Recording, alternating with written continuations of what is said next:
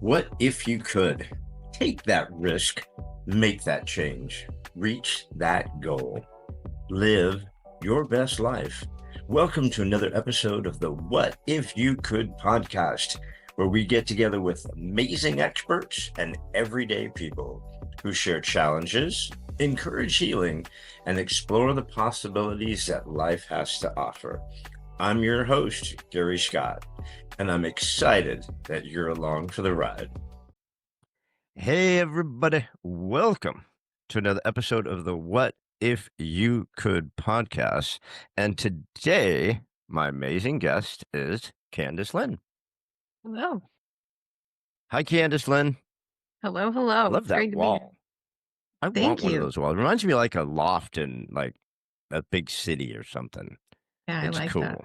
Like that. Well, I'm going to go ahead and let everybody know who we're playing with, and then we'll get going. So, Okay. everybody, we have Candice Lyn is the author of Awaken, a book that doesn't teach you who to be. It reminds you who the hell you are. Through raw storytelling, some conscious reprogramming, and the occasional cuss word, Candice helps people break the beliefs that have their lives running on autopilot. She speaks to those who feel like they have outgrown people-pleasing, perfectionism, and pretending to be fine. Candice is here to help listeners unravel emotional decoding, claim their power, and rewrite the internal narratives they didn't realize that they were living by. She's here for real talk and deep conversations. Candice doesn't do surface level superficial chit chat. If your listeners are ready for unraveling their truth and getting radically honest with themselves, Candice is ready to deliver. If you're ready to laugh, cry, and radically rethink your reality all in one episode, you are in the right place. And I'm glad I'm here with you because shit, all that stuff sounds amazing. I'm excited. This can be fun. Yeah, that's great bio. We're gonna get into all sorts of crazy stuff, but I do have one question. I promise I'll shut up. I know I've been talking too much already, but we are the What If You Could podcast. So, Candice Lyn, what is your What If You Could? I would have to, I've had a lot, but I would have to say, was the book, What If I Could? Coming from chronic people pleasing and staying small, my safety was my smallness, not being seen, not wanting, not letting me out, right? And it was just, what if I could? What if I did? What if I said, screw it? I'm going to write a book about my truth and I'm going to run with it. And so that's definitely been my biggest what if I could that's had the biggest effect and shift on my life. That's awesome. Everybody wants to write a book. I want to write a book. I've been trying to write the same book for 40 years. I've had the same title for 40 years, and I haven't written it. I Oh, mean, you there's a got lot you. to it. As you could tell, I love authors. I love talking to authors. I mean, but this is a lot of personal stuff too, right? I mean, it's not just a lot of woo-woo self-help stuff. I mean, it's a lot of down and dirty personal stuff. Yeah. Yeah, I definitely, um, my middle daughter, this book don't coddle you. This is what it don't do, and my middle daughter laughed. She says she doesn't even coddle herself in this book. You know, calling out my own bullshit. You have to for lasting change, radical honesty is definitely required. You know, social media is the death of radical honesty. And, I mean, about being yourself and hiding behind this keyboard warriors and shit like that. I mean, it's really amazing. And I don't think it's for the good. What do you think? I agree. I agree. It was actually very scary for me coming out with this book and my honesty to my own audience, right? Because they knew me as Candace. They knew me as the caretaker and the nurturer and the people pleaser that I was. And then here I am all of a sudden with this book being the opposite, right? It was scary. And I think, but the freedom of choosing to live from your truth and saying, I don't care what anybody thinks. I don't care if anybody unfollows me. I'll find the people that are meant for me the freedom that comes from that is unmatched. It's so damn scary for some reason, even before social media. I mean, everyone had this little perfectionism that they had to do. And, husband, wife, two kids, a dog, a cat, the two cars, a little house. I mean, everybody, even back before social media, we're still like going for that perfectionism, hiding behind that shit. And in the meantime, mom's home taking 18 Xanax a day. Dad's having an affair with the secretary. The kids hate each other. It's like, what the fuck's going on around here? Right. Yeah, But I think, exactly. social media has kind of expanded on that, but it's hard. I mean, it like you said, it's scary. There's a lot of fear with just going, here I am. I'm naked. Fuck it. Yep. Yep. The key for that, the very opening of my book, it takes you back to that potential that you felt when you were a kid, right? When you thought, I'm going to grow up and change the world, or we all had this huge idea of what our life was going to be. And that's because we were plugged into the truth of who we are. We hadn't been put into boxes yet, right? And so, I'm going to be the president and I'm going to change the world. Little kids always have huge dreams. And these codes that my book refers to start chipping away at our potential and our truth. And they form us into this little box where peace and happiness and freedom don't actually live. You know, you fit in, but the potential inside of you is screaming, let me out. Let's be who we really are. Yeah. And it's so bizarre about the last generation. I think the 25 to 35-year-olds are really completely screwed up, because they had screwed up latchkey parents who tried to be over the top. Oh, I'm just going to be the greatest parent in the world and I'm going to protect you. And when you throw a tantrum in the store, I'm going to give you everything you want. And so that's not a reality. It doesn't help you set up for reality. It's like I got home and it's like, I could swear other people live here. Where's everybody? There's no food. It's like, but with my kids, we protected them. I mean, when shit was really bad, I mean, not between me and my mom. Luckily, my kid's mom and I had an amazing relationship. But just with life, there was shit going on. We still never exposed them to, hey, man, it's hard out there. Shit's real. And I think we need to go back to doing that, right? Just to like letting everybody know, your friends, family, people, that, hey, we're all struggling. We're all going through the same shit. Yeah, that authenticity. I used to never let my sick kids see me cry or, or see me upset. And now that's not helping them any. Now, when they're crying and upset, it doesn't look like normal. Mom never cried. Mom never was upset. And so now I'm honest with my kids. Of course, I don't pour my emotions onto them, but I'm going to let them see me upset. I'm going to let them watch me climb out of the struggle so they know that it's normal and that they can do it too. Yeah. I mean, because you've been through a lot of shit. I mean, you've had a lot of different loss and trauma and things that you've dealt with personally. How much have you expressed that to your kids? How much have you shared with them on that? What you have? What, two daughters? I have three daughters. Three daughters. Okay, I knew there's a bunch of girls living around somewhere. I just had my first granddaughter. I have two sons, two grandsons, and a couple days ago I just had a granddaughter. So Oh, yeah, it's over, guys. it's We don't give a over. shit about you guys anymore. Yeah. It's all about baby April. Sorry, I don't know what to tell you. You lose. Um, but it really, I mean, you've been through the shit. How much do your kids know it? Have you shared it? Do you? I mean, how much are we protecting them from all the shit we've been through? Um, too much for a long time. The the devastating loss of my brother rocked me, but I lived in apathy for 12 years after, and never really showed them, right? I know everybody saw it. My husband, this the day I lost my brother is the day he lost his wife. I was just, Right. Yeah. it's been a real struggle.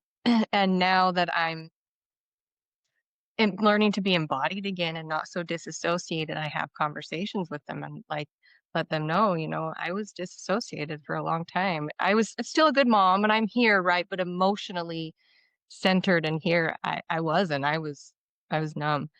And so now coming back and we're getting closer and I'm sharing and they can talk to me about what it felt like, for them to lose their uncle and everything and getting closer. So it took me a long time. I sheltered them from my pain, but now I can see what that did. And so now I'm trying to undo that.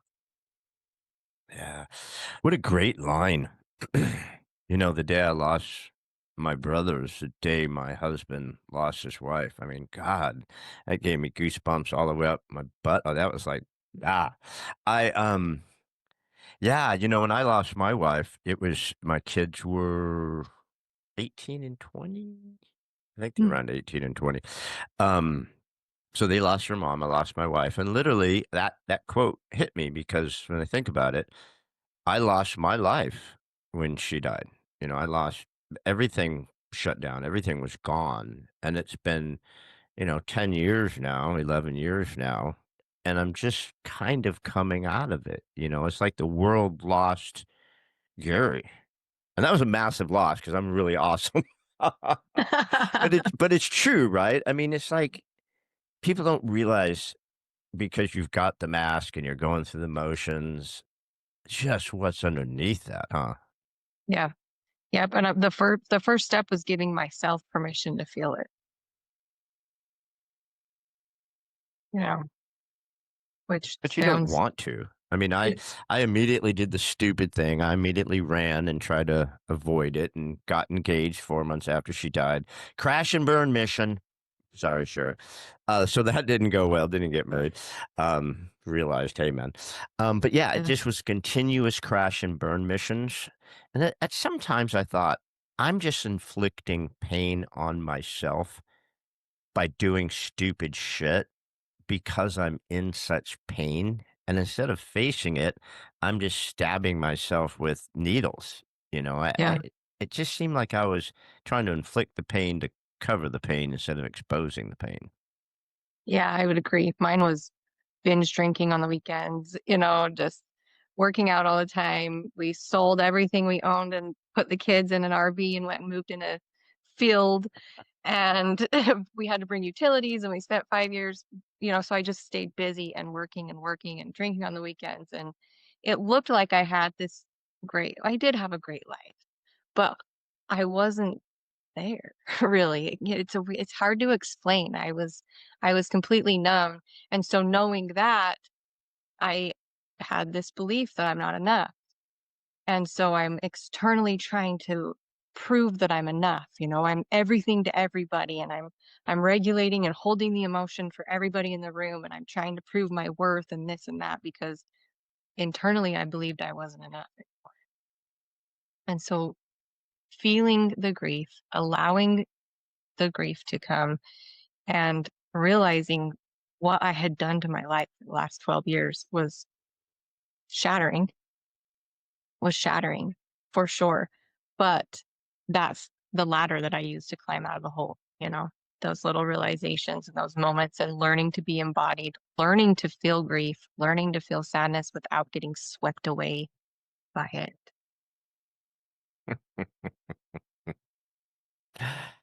Numb. What a word, right? Numb. What a word. I was wondering where all those hippie posts on your Facebook came from. I'm like, dude, is she from the 60s? I mean, what tie dye? They're like growing weed. They got flowers in their hair. I'm like, who are these fucking? So now I I know the story behind the hippies. It's awesome. This has got a lot of great photos on your Facebook. thank you. Yeah, That's I've awesome. always had a little rebel hippie soul at heart for sure. I love it. So numb. Um, what a great word. But just something hit me when you talked about, using the ladder to get out of the hole. Sometimes I tell people, that shovel that you're using to keep digging the hole, turn that thing into a ladder or one of those things for high jumpers, a pole, and get out, of that hole because it's dark down there, right? I mean, that numbness. I mean, I don't even know how long I was numb, but it was a lot of years where I was just numb. Yep. Yeah. And then these subconscious codes just run you, like my book talks about. If you're numb and you're not noticing you're on autopilot, you're just running. I'm unworthy. I'm unsafe. I'm not enough. And all these programs run. and it's like you're a bystander in your own life. How is your husband and your kids through this? I mean, again, Facebook is one thing and looking through people's life is one thing, but I mean, it did look fun. It looks like you had a good relationship with the girls. It looks like you guys were goofy and wacky and doing fun shit. And I mean, everybody dreams about saying, fuck it. I'm just going to sell everything, get a mobile home and just drive into a forest or drive into a field of daisies. Right. But I mean, you actually did it. That's pretty awesome. It is awesome. I wouldn't do it again.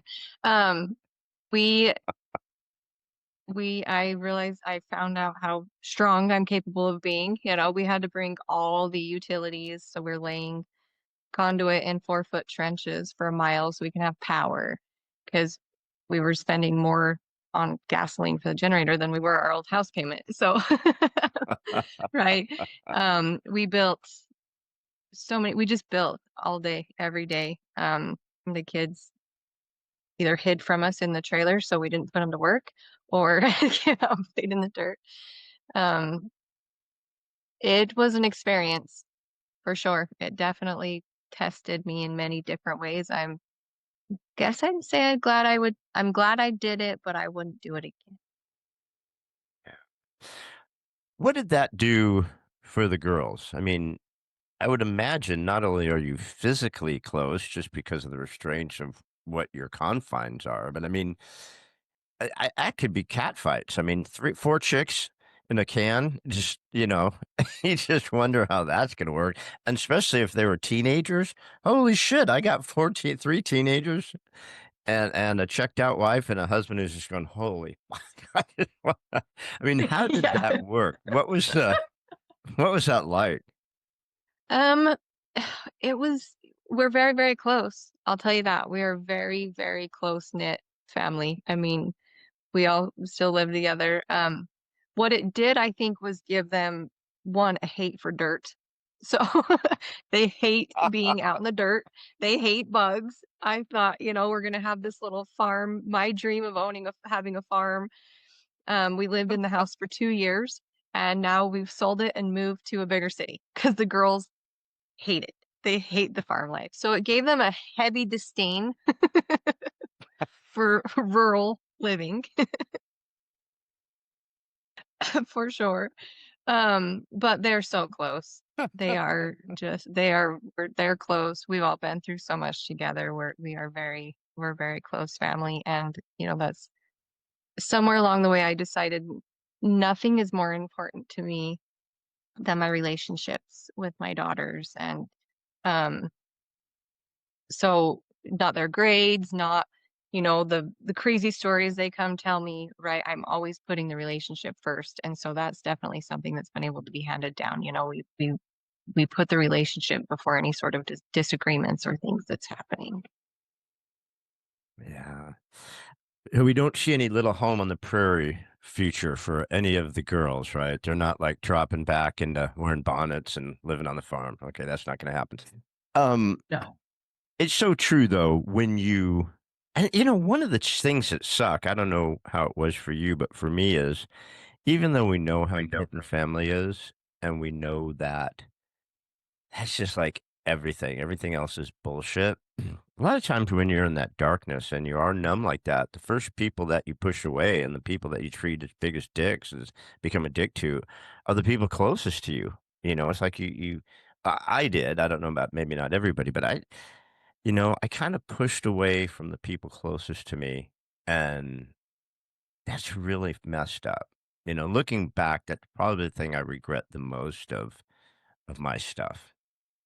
Yeah, 100%. I pushed everybody away. I built a concrete wall around my heart, right? I mean, I did my best. I did my best with what I could at the time. I try really hard not to shame any old versions of me. Um, but definitely pushed away people that could have been a great support system for me.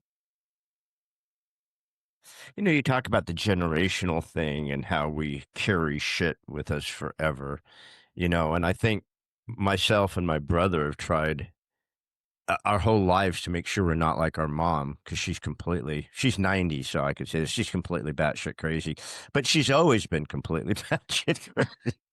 And so he and I both raised her. He's got 5 kids. I've got my 2 boys, but we both purposely tried to raise our kids differently so that one of them would escape the curse of their grandmother, right? But it's hard. I mean, it really does stay. I mean, you could see the patterns, especially in a lot of communities. You see a pattern that just doesn't change. The victimhood, the fakeness, the way they handle money, the way they handle diet, it just doesn't change. It really needs to somehow have a break. Yes, that's exactly why initially I wrote the book.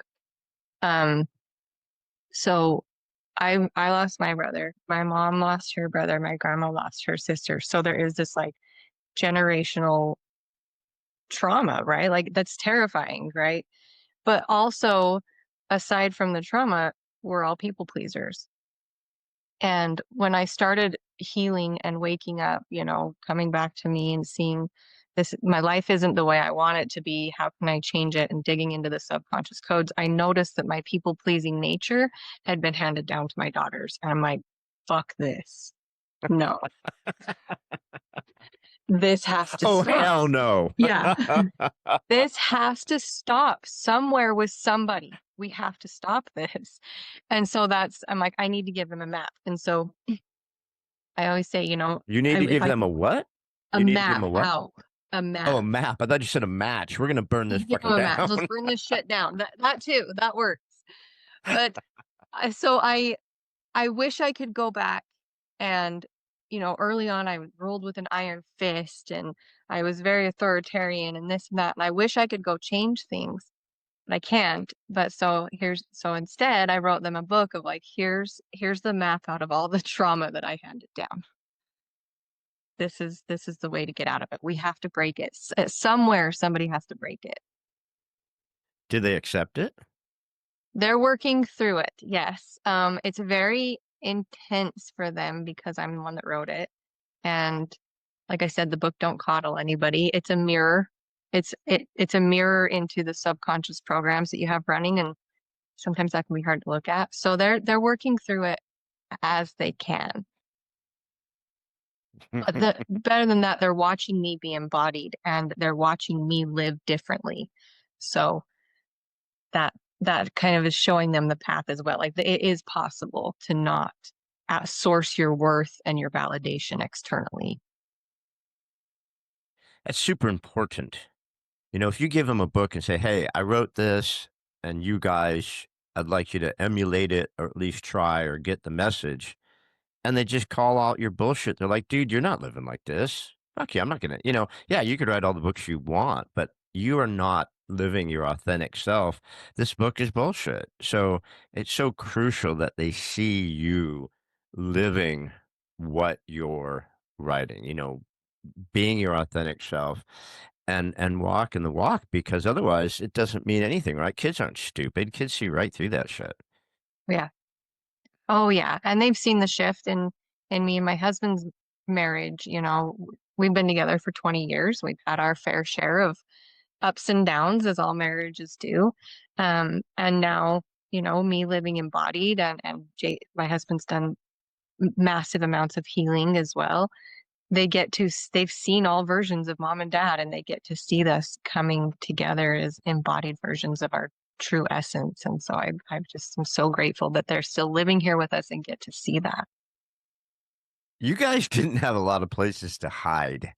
You know what I mean? It's not like you can go to the master bedroom upstairs, slam the door, put pillows underneath it, and go, "You fucking right?" It's like you don't have a lot of places to hide where you guys were. It was like being locked in solitary confinement together, right? So, really, I mean, they were exposed to things that a lot of kids aren't going to be exposed to. So you couldn't hide a lot, which was a blessing in a sense, right? Yeah. Yeah. Sometimes we had to go in the truck. Let's go. Let's go scream it out in the truck. I can't have them hearing it. We call that the cone of silence. If you're old enough to remember that, you're probably not. But the cone of silence from Get Smart. Yeah, every time they had to fight, they went in the cone of silence. But yeah, I mean, it's and kids. That's kind of one of the things we did. Their mom and I didn't fight because my wife was Colombian, so she only had one level of voice, which was always loud, anyways. So they couldn't tell if she was yelling or mad or just she was just Right. talking, right?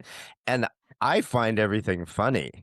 So my biggest challenge is if you're yelling at me, I'm trying not to laugh because I'm like, this is so fucking stupid, right? You're yelling at me about that? This is so all That's right, I'll great. pretend that I'm like involved with this argument, but I'm not. So the kids would see right through me. So they they get fighting and communication in a different way. Like Great. even as family, I mean, I can't even.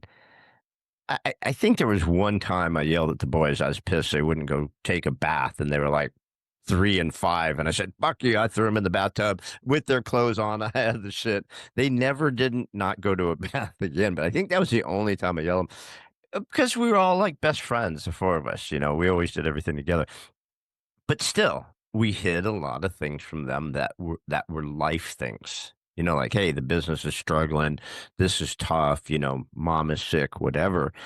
And you really can't do that. I mean, you probably shouldn't do that. Maybe I don't know. Yeah. You're the expert, not me. I don't know about family expert, but I think it's important for our kids to, my daughter's just turning 20 and she's going to be starting her life. And I think it's important for her to understand what life can bring and how to get through it, or at least have the trust. We have the trust she can come to me with anything.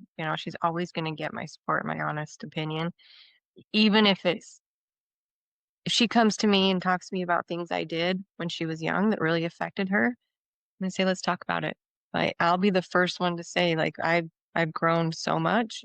If I'm not growing, I'm dying. Like, let's talk about this. And so as long as you have that open communication, and I don't know where the line is of what to let the kids see and what not to let them see. I think if you're having a healthy discussion, that's okay. But if you're screaming and swearing and yelling at each other, maybe take that somewhere else.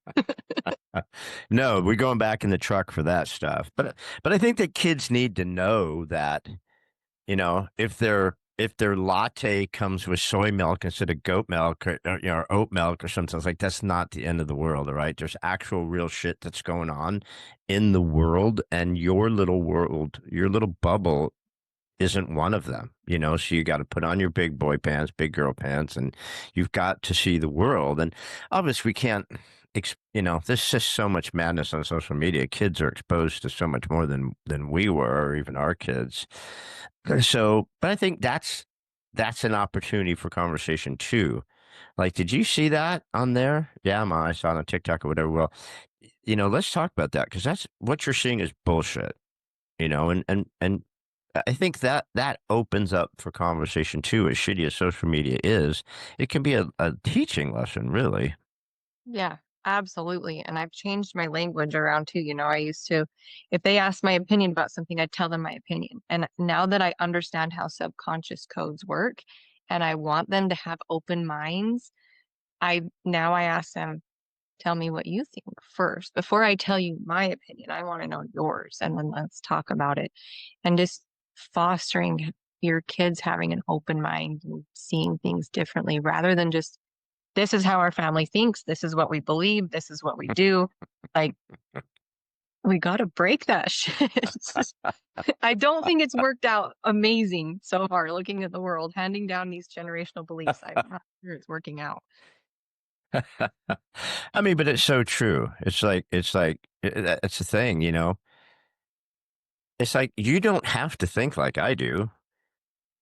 I mean, I'll tell you why I think this way, and you tell me why you don't agree. Um, Unfortunately, I have two sons that are. I'm just so fortunate. These guys, your mom did such a great job. If they were just with me, we'd be living under a bridge, right? Like begging for, not there's anything wrong with begging for food, but I don't want to insult anybody. But I mean, they would just be like, gremlins. It would just It'd be horrible. She did such a great job. But the one thing that we did do, and because we spent a long time together, was asking question. Well, what do you think about that? I'm not going to tell you what to think, and we still do that to this day.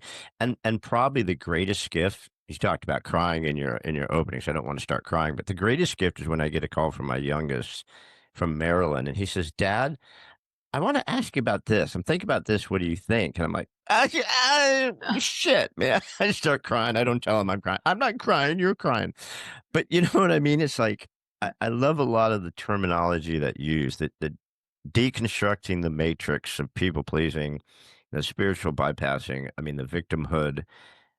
It's just so much of that right now, right? It's like, you kids are not going to find your authentic self if you keep burying yourself in this bullshit, right? You've got to break out of that somehow. Yeah, and I really think the key is getting down to that truth of your essence and following it. Like I said, it was really scary for me to publish this book. I was terrified. I'm at the mailbox and I'm ready to mail out 50, but I just wrote a book on living from your truth. And here I am ready to mail them. And I'm like, can I even do this? Wait, what am I doing? Wait, oh my gosh, is it okay? I'm like, hold on, right? Lock back into that truth that I wrote the book from, and the fear goes away. And so if we practice more of getting our kids and people we know to connect back into that, I always go like this because I feel mine right here. That truth, that potential you felt when you were a kid, that burning desire, you knew you were going to do something cool. The more we lock into that, all the illusions, all the other shit starts to fall away. It don't mean that much. It don't hit your emotions so much because you're locked into the truth of who you are. And that's what I want for my kids and anybody else that wants it. Yeah. Just out of curiosity, how much of a break from yourself was it? What did you do before you wrote the book? What was your profession? Um, I've been a lot of things. Mainly, I raised my daughters. Um, I was a realtor for 15 years, mortgage broker, and then right up to the point where I broke. I was in financial industry doing life insurance and things like that.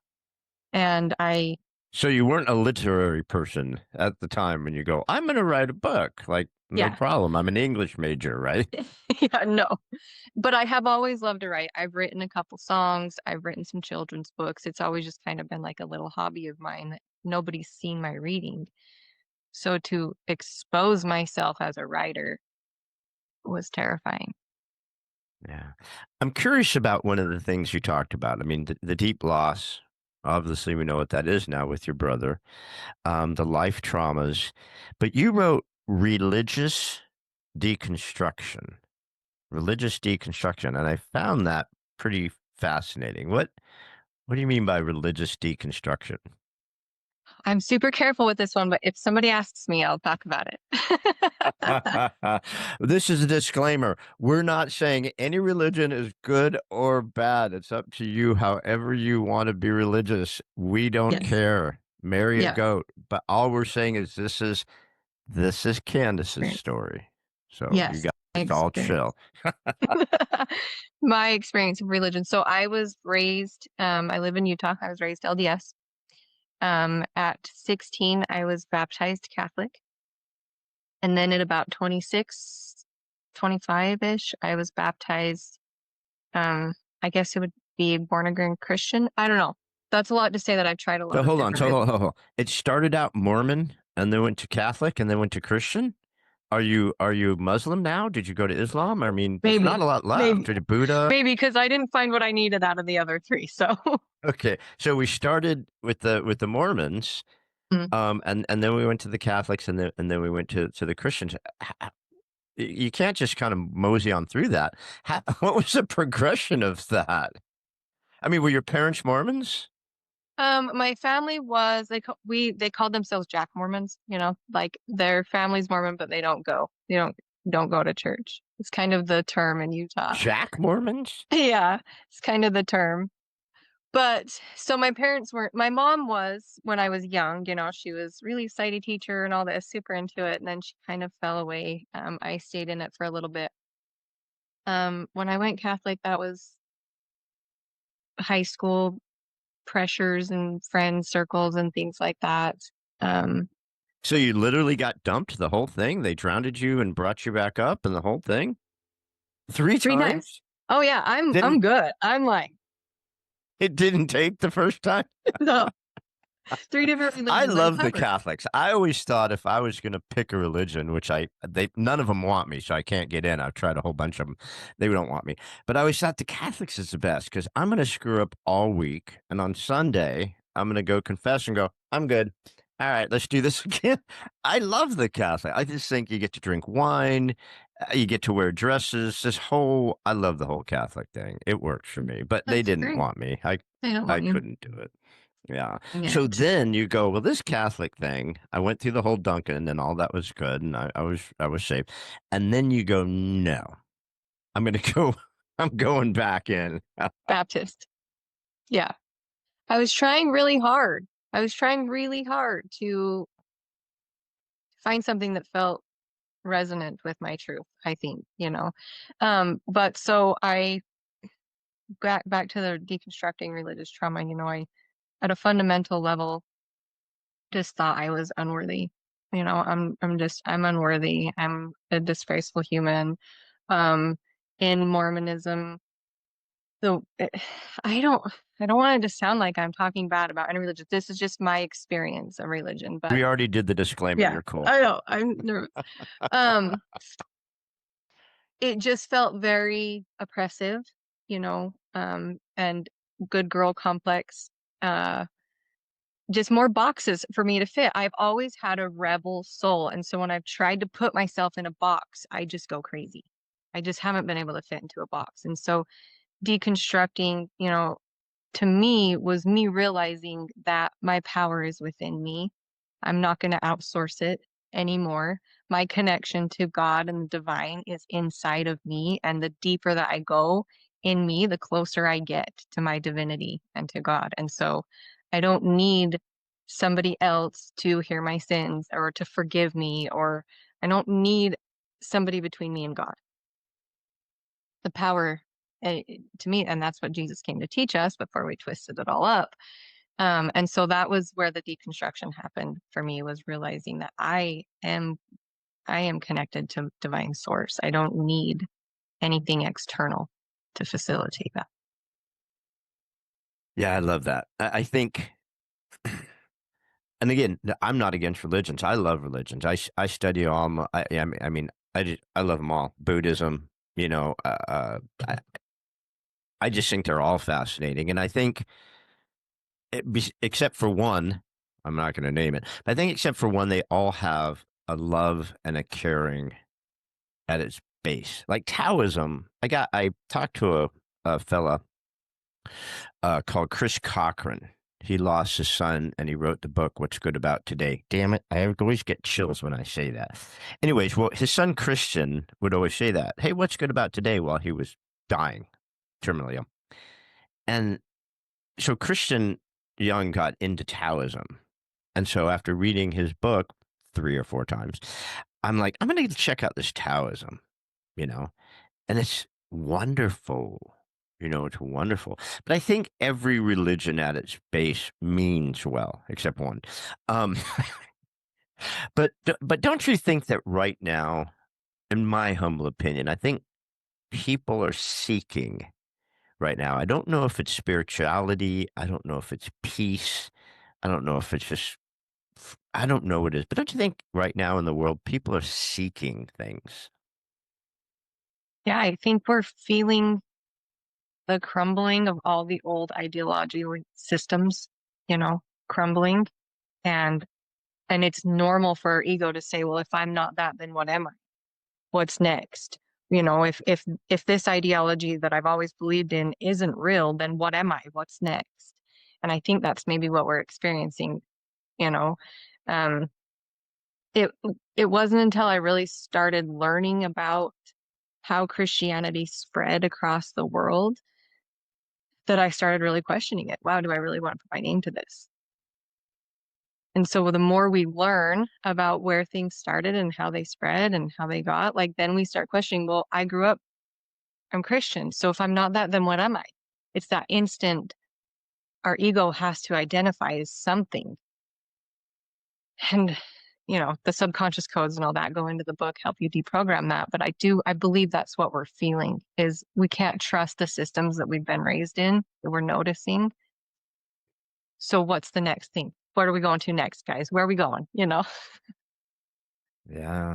Trust is a good word, and freedom. I think people have just, after COVID, I think people are like, I don't trust anything, man. Everything's such bullshit. I don't know who to trust. I don't know what was right. Obviously, some people have very strong opinions one way from it. People, it's like the term trust the science. It's like that's the most bullshit term in the history of the world. Trust the science. Imagine if we just stopped in like 5,000 years ago and go, okay, we're just going to bleed everybody out. We're never going to look for another answer. We're just going to, this is the answer. If you get sick, we're going to put you full of leeches and bleed you out, damn it. No more. We're not looking for anything else. It's like, what a bullshit way. Trust the science. You have to believe us all. I don't believe you about bullshit. But, in Awaken, I mean, that's a big term, awaken. And it's also a religious term in a lot of ways. But then you have unravel and unleash, is coming in your frequency lab. So first we're awaken, and then we're going to unravel, and then we're going to unleash, which is my favorite part because I'm a rebel like you. I'm always unleashing. It's Yeah. never good. But I love that. Awaken, unravel, and unleash. But the first book, I mean, Awaken. What are we trying to awake? What are you getting us to awake from? From the subconscious codes that are quietly running your life and learning how to rewrite them. Because first we have to realize that subconscious codes are running our life. We have to wake up to the fact that we have these internal beliefs that we're fundamentally unsafe or we're unworthy, we're not enough, right? We have these codes that have been handed down or taught to us. We've got them from all sorts of different ways. And the first step is realizing that that's the case, right? And learning to spot them. And so Awaken takes you through 5 chapters. It's a quick read. Spotting the code. That's where I get you back in touch with that potential. So you start to learn that everything that isn't that is a code, right? And start to be able to spot these codes. I'll go back to my people pleasing. I thought that I was just the greatest nurturer ever. I had so many conversations about it. I'm just a nurturer. If I notice that your drink's getting low, I'm going to jump up and get you one before you ask because that's who I am. And that's how I show my love. But that's not true. That's not true. The truth was the fact that I believed I was unsafe and I was unworthy. So to feel safe, I had to keep everybody around me happy. And to feel worthy, I had to externally keep proving my worth to you. I didn't know that. And so awakening to that fact was like, holy shit, that's not even me. I do love doing that kind of things, but I want to do it from a space of sourcing my safe and my worthiness within me first, and then do kind things, not to do it to source them externally. So after spotting the code, then there's disruption, and disruption is the moment you're like, I don't want to, I want to change this, right? We don't know what we're going to do instead yet, but we're going to do something different. And then we get into neutrality. That's where we're regulating our nervous system because our truth can't come online if if our nervous system's in fight, flight, freeze, fawn. Freeze was my go-to. If I felt unsafe, I was frozen. And so learning to regulate my nervous system. And from a regulated nervous system, that's where the truth comes up. And so that's where we move into reclamation. And that's where you make the decision of what you're going to do instead. A lot of people think, oh, I spotted a code. I need to know what to do instead. And there's so much space in there before then. We got to slow it down. We got to disrupt it. We got to get neutral. Then we can let our truth tell us what we want to do instead. So that's reclamation. And then we go into embodiment, and that's where you move forward and with the choice, the new choice that you made. So it's this process that I'm a writer. I'm constantly journaling. After I went through this massive transformation, I went back through my journals. I'm like, holy shit, there's a process here. I can teach people how I did this. And so that's what Awaken is. That's funny because that's what I was just going to ask you is where'd all this shit come from? You're a freaking realtor. Come on, man. I'm a real estate broker 35 years. My son and I have our own company. So I get real estate, right? And yeah, there's not a lot of awakened realtors. That's for damn sure. No Oh, I offense, couldn't do, realtor. Yeah. yeah, I couldn't do, I tried. I mean, I mostly stayed at home. I did real estate on the side. It's just too much backbiting for me and inauthentic people in the town that I was a realtor in. I'm not going to say that's for everybody, but wasn't my thing. So yeah, this process came through going back through my journals of me following my own transformation. I'm like, wow, I repeatedly did these set of things to get to where I'm at. Uh, decode. Everything is a code. Is a fascinating thought because really, it's like you're saying, everyone says, "Oh, Gary's so great at parties and he's so much fun and he's talkative and he talks to everybody." Oh, bullshit. I'm terrified. I hate going to this shit. My wife would drag me to so many fundraisers and all this different stuff because she was on every charity, every board. She'd, really involved with the board of realtors, all that crap, right? She'd drag me to it and I'd put on my monkey suit and we'd go. And usually I just end up holding up the end of the bar, talking to the bartender all night because I just am not a schmoozer. I'll do it because I have to. Right. But no, man, I'm just get me home with my kids or the grandkids or a goat or anything. Just don't put me around people because I just don't feel right with them, but and the people pleasing thing is the same thing, it's like, yes, I would hold dinner parties all the time. I love having dinner party and I'd make sure I invited opposite minds. We'd have, 10, 14 people at dinner at the table. And I'd make sure I have this type of thinkers and this type of thinker and just let them go at it. It's so much fun. But as far as me, people didn't notice. I was in the kitchen getting the appetizer. I was getting the salad ready. I was getting dinner ready. I was bringing out more wine. I was pouring wine. At the other times, oh, Gary was so much fun tonight. They didn't even notice I wasn't involved because I didn't want to be, right? Yeah. But there's codes everywhere, and deconstructing them is really fascinating, but you've got to learn to see them coming, right? Is that what Awaken is about? Yeah. Portion one of the chapters, like see it coming, recognize that it's coming. Yeah. I talk a lot about the symptoms of a code. And the symptoms of a code is because I want people to be in more tune with their body. That's how we're going to break through this is getting out of our mental mind freaking trap that's always running and scared and this and that and get back into our body. And so recognizing the symptoms of a code, the symptoms of me, my unworthy code was tense in my body if somebody was or my unsafe, if somebody was upset or a cupboard slammed or something, I'm frozen.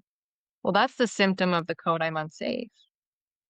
Okay, I must feel unsafe. Let's breathe into that. Let me source my safety. Feel my feet on the ground. Okay, I'm somebody slamming a cupboard does not mean I'm unsafe, right? And so watching for those symptoms or driving in traffic, the good old, are you from California? You said California. So Yeah, I'm this in California. us Mm. Utahns love California drivers. Just kidding. But you got somebody in the left lane blocking the passing lane, and it's always somebody from California. No, I'm just kidding. Well, it's even But worse where I live because I live in a retirement area in Palm Springs. Well, it's not as much retirement area as it used to be, but we have a lot of tourists that come here, right? So you've got someone in the far right lane with their right blinker on, and then they go across all four left lanes And then you go, Canadian. Well, sorry, Canadians. I love you, but you can't drive. And that's why you've got euthanasia is legal in Canada because we need less Canadian drivers. Um, Oh, so, oh my God. sorry. Yeah. So Sorry, all my Canadian friends. you see somebody up ahead, you're getting off work, you can't wait to get home, and you want to pass the semi in the right lane, and there's somebody up there blocking everybody from passing in the passing lane. That's infuriating, right? That's justifiably infuriating. And so right there you can find the symptoms of the code. You're squeezing the handle wheel, you're gritting your teeth, you're getting all angry.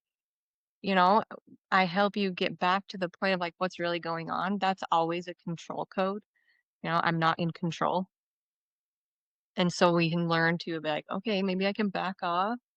Breathe. I'm not gonna be able to get that car to do anything other than it's doing right now, but I can control me, right?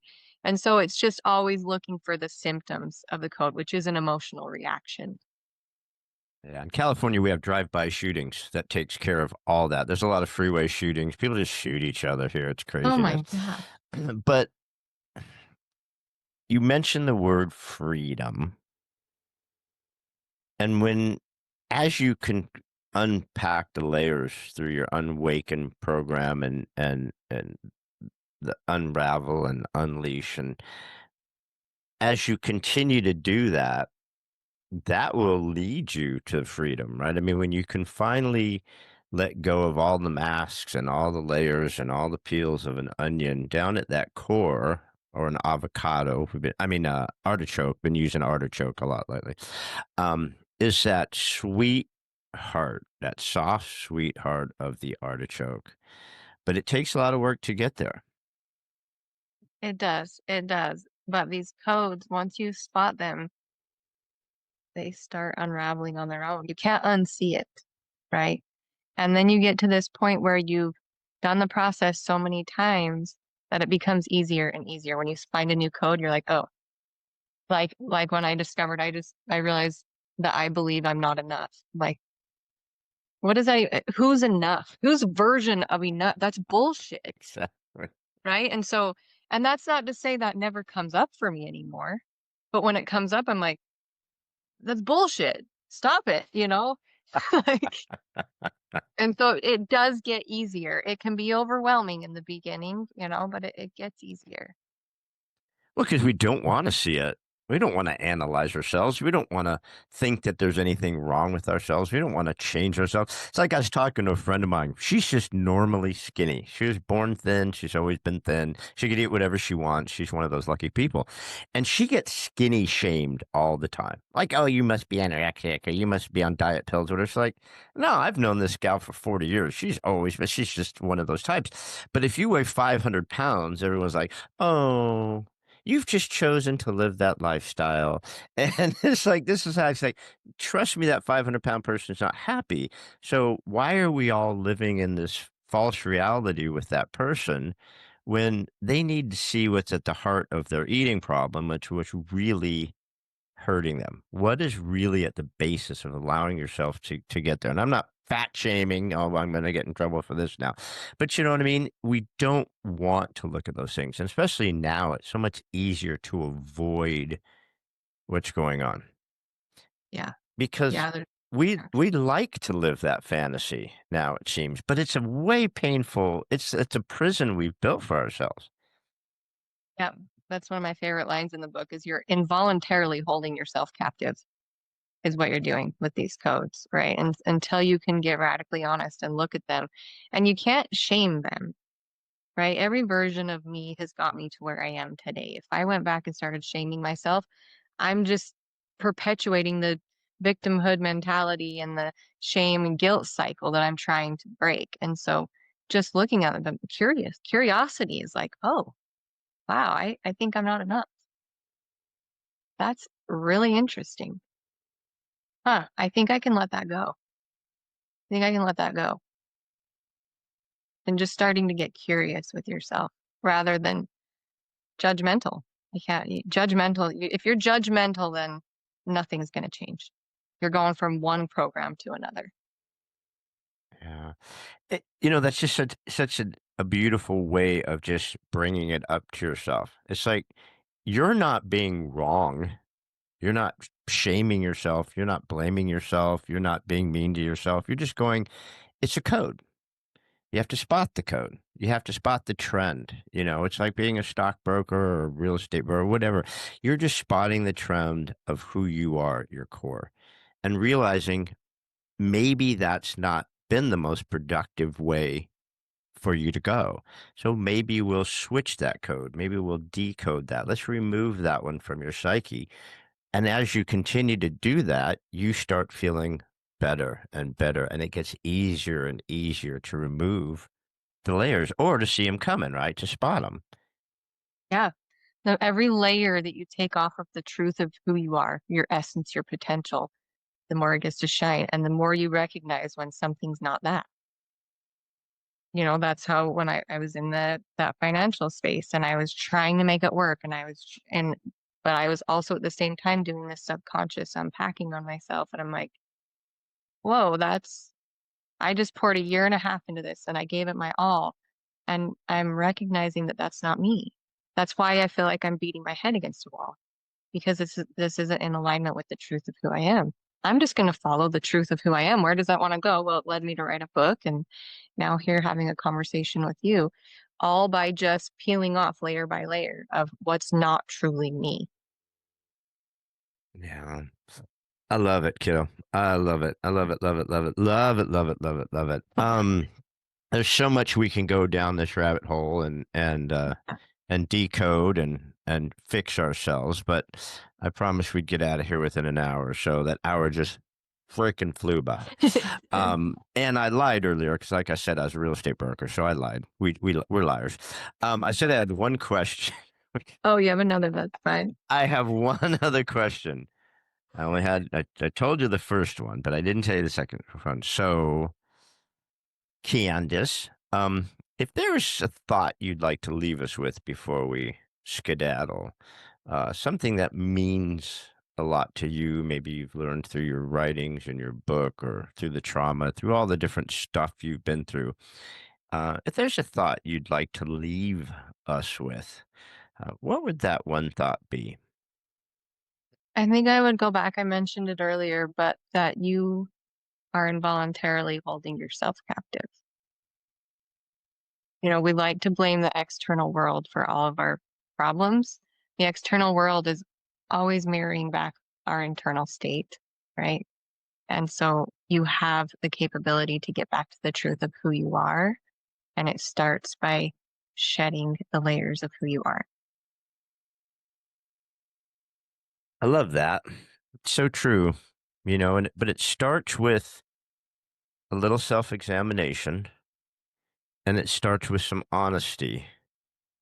And a lot of times at 3 o'clock in the morning in the dark and you're laying there and you're sad or you're exhausted or you're frustrated, that's when you have to be honest with yourself and say, this ain't working.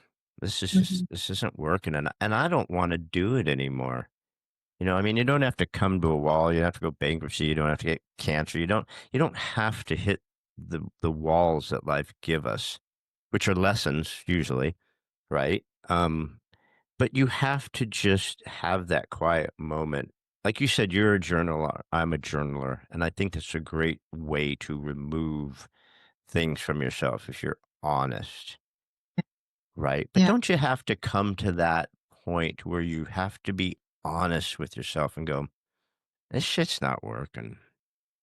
Yeah. That's radical self-honesty. That's step one. You have to be willing to get completely honest with yourself. And I think you can be more comfortable being honest with yourself if you make a commitment to not shame yourself. And I think the first place you start is to buy the book Awaken by Candice Lyn. I mean, that's what we have to do. We all have to go out today, just right after this podcast, go on Amazon and just buy Awaken and then go to the Frequency Lab website and see all the cool shit that's going on there. But what else does Candice Lyn have going on? Where can we find you? What's cooking? What's coming up? We need more Candice so we can fix ourselves.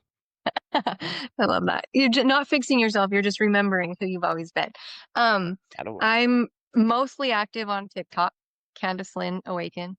Um, Instagram, Candice Lyn Awaken. My website is thefrequencylab.to, and that's where it'll link you to the Amazon link to get the book. You can get on the wait list for book 2.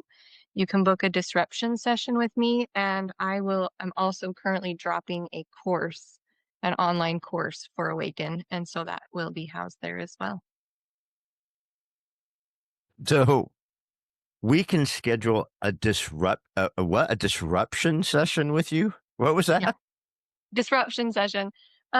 Sometimes we spin out in the codes, and it's really hard to figure out what code is if we're stuck in story mode and our mind is going a million miles an hour and we aren't able to get out of it, we can't find the code that's hiding under there. And a human witness can help just let people go off on their story mode, and we discover the code that's hiding under there, keeping them spinning their wheels. Okay, I'm sorry. I promised I'd get you out of here, but I want to go into this disruption. Disruption. Yeah. Disruption. You Okay. want to, mhm. Just don't give away all your secrets because people need to sign up and go there with you. But walk me through just like a airplane version of this. This people need this. This is fascinating. How does this work? I have people come to me with what's stopping them most in life right now? What are they spinning out on the most? We'll take one topic. What's really got you going? And I let them explain it to me and talk about it, and I listen and I watch their bodies and I watch, their freeze, flight, I see what's going on, and I just help them trace that back down to the code that's getting them stuck there and give them steps to dissolve it and be free from that finally. Wow, I freaking love that because sometimes we can't do it on our own, right? I mean, I've been involved in coaching forever. I've always had a coach. I love coaches. I love coaching, but yeah, sometimes we can't turn off the noise. Sometimes we're so wrapped up in the shit, or we're afraid to go there. Mm. So to have someone who will walk us through that's awesome. And what do you call that again? A disruption session. That's chapter 2 Disruption of the book. session. Yeah. I love it. The disruption session. Man, Let's disrupt the ship. you're just a bull in a china shop in our head, man. Yep. I love it. All right, everybody. Well, we just had a wonderful, blazing fast hour with my new best buddy, Candice Lyn. Candice is the author of Awaken. She has a bunch of cool stuff on her website, which is thefrequencylab.to. Coming up, we got the Awaken book, we've got Unravel, we've got Unleash, we've got programs under there. There's a lot of cool stuff that you can go look for so that you can help find your true self. Yeah. Right, Candice? Remember who the hell you are. Remember who the hell you are. I might get that as a tramp stamp. That'd be I love it. You've been amazing. Everybody, please go check out Candice Lyn. You can find her on TikTok, Instagram. She's got a little bit there on Facebook, but mostly is the website, her Frequency Lab. And go get that book, Awaken. And you guys would be glad you did. Candice, you're awesome. Thanks so much, kiddo. This was fun. Thanks for having me. It's been great. Appreciate it. See you guys. Thanks again for joining us on another episode of What If You Could podcast. Please subscribe, like, share, and give us any feedback. We'd love to hear it. And remember, if you can dream it, you can do it. See you next time.